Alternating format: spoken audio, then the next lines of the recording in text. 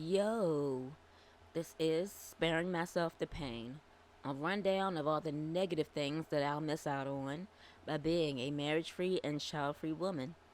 Let's get into it. Painful thing number two, death of a child. Obviously, I cannot relate to this at all since I don't actually have any kids, but I can kind of imagine the pain and emotional trauma left by the death of a child, especially if it's sudden and or that child is young.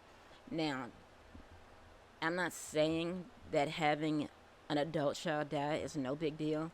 I'm just saying that if they are 20 years old and they die from, a chronic illness that you already knew about, it wouldn't have the same impact as losing a child that is like 6 or 7 years old suddenly, like due to drowning or being hit by a car. It's just two totally different situations. Would you be hurt? Yes. Would you be sad? Yes.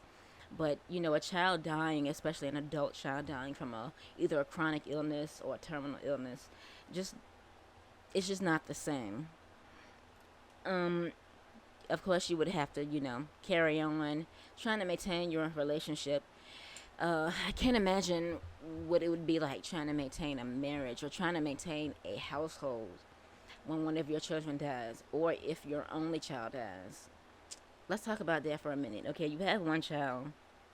That child dies suddenly, and that child was sort of a late in life baby. People who are already in their mid to late 40s, dies suddenly. It's not very likely that they will be able to have another one easily. I know people are able to have kids. Well, I know women who have had kids until their late 40s, early 50s, but it's really not recommended due to the potential for genetic issues like Down syndrome. Men can have kids until pretty much they die. But yeah, thinking about these days that people try to delay having kids for as long as possible until they are established in their careers and they have a house and all of this, the responsible thing to do. But you're waiting until you're close to 50 to have a child, and then that child would be, what, in their teens or something when you're 60 or close to it. And if that child dies, in their teens or whatever, when you were in your 60s or close to your 60s, then the chance or the opportunity to have another one is just gone. It's just not a thing that is likely to happen unless that's some sort of scientific miracle that can occur.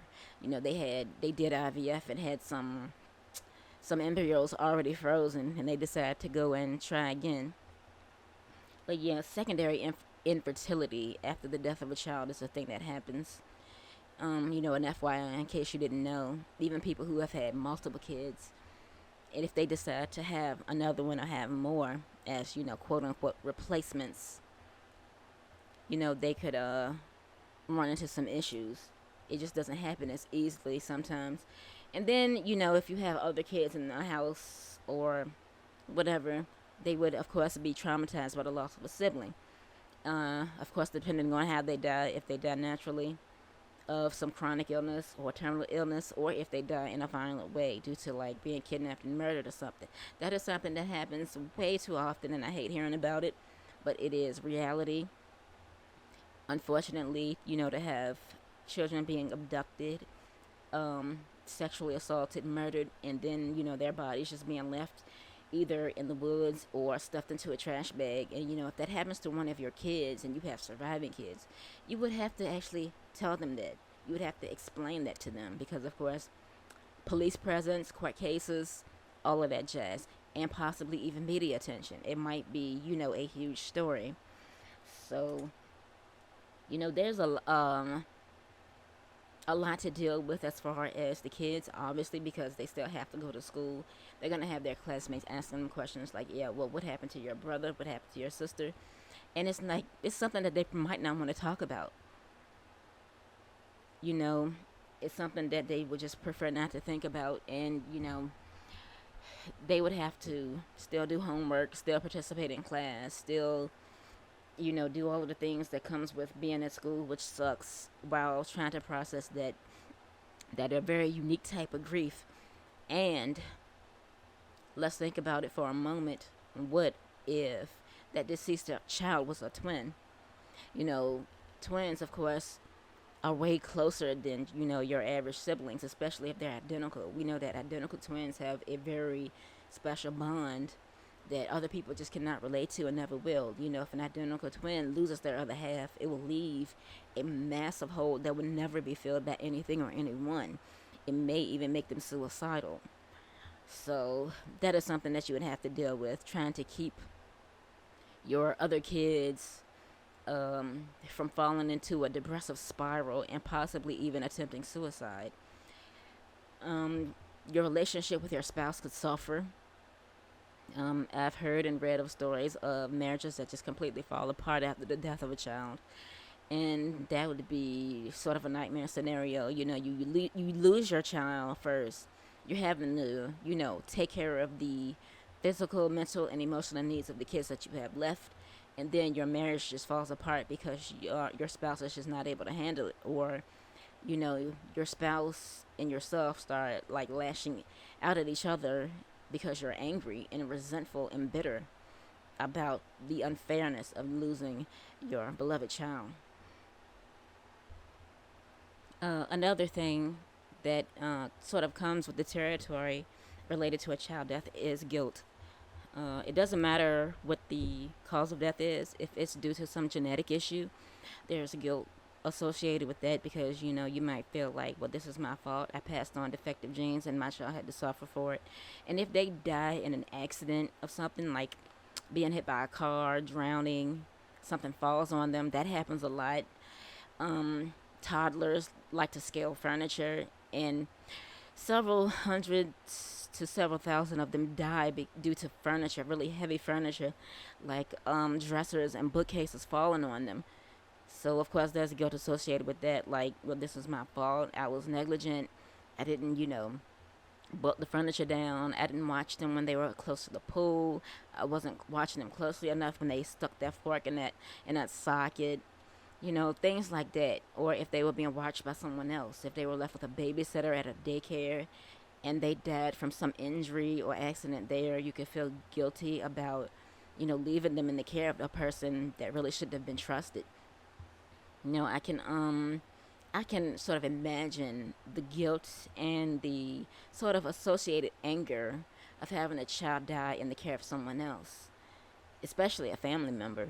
If you take them over to a family member's house and it's like, oh yeah, I watched them for a few hours and then they end up drowning in their pool because, nobody's paying attention to them, I would be furious.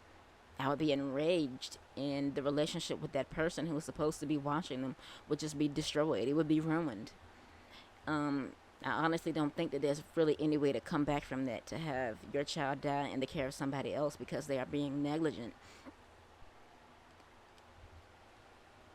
There could be like this overwhelming sense of guilt for, not being there, not being able to save them or prevent, their death or whatever. But there's also guilt associated with moving on.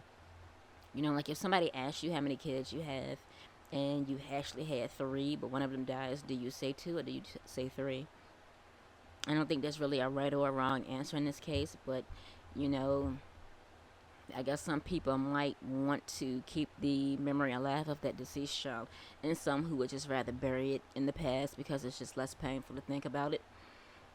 Um, and then, of course, the future, distant future, dealing with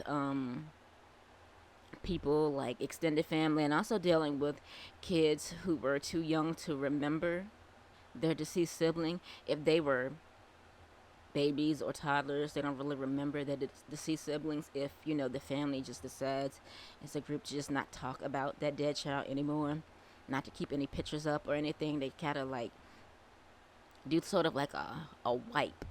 Like nobody has pictures, nobody talks about them. Now, what do you say to that youngest child, the youngest sibling, when they found out that they had an older sibling that died and were just never told about them? Nobody ever sat them down and said, "Oh yeah, you had a brother who died when he was, X many years old." How do you navigate something like that? If you've like gone above and beyond to try to erase this dead child from your life, and then you have your youngest or one of your youngest find out about it later in life, and they feel really betrayed and hurt and lied to. Like, why would you do that? How could you highlight this sibling from me and pretend that they didn't exist and pretend that their death never happened? I don't really know if there's a right or wrong way to go about it. To be honest, I could kind of understand both sides.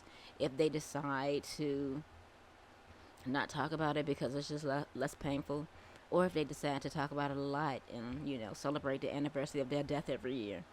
I can understand both sides, but still, I think it sucks to have to deal with the death of a child in any way. If they were babies, if they are adults in their 20s or 30s, the death of a child was just something that is just way too complicated for me to process even now. And because I will never have any kids, it's not something that I'll ever have to deal with. Remember, your life is yours to live, and you don't have to explain yourself to anyone ever.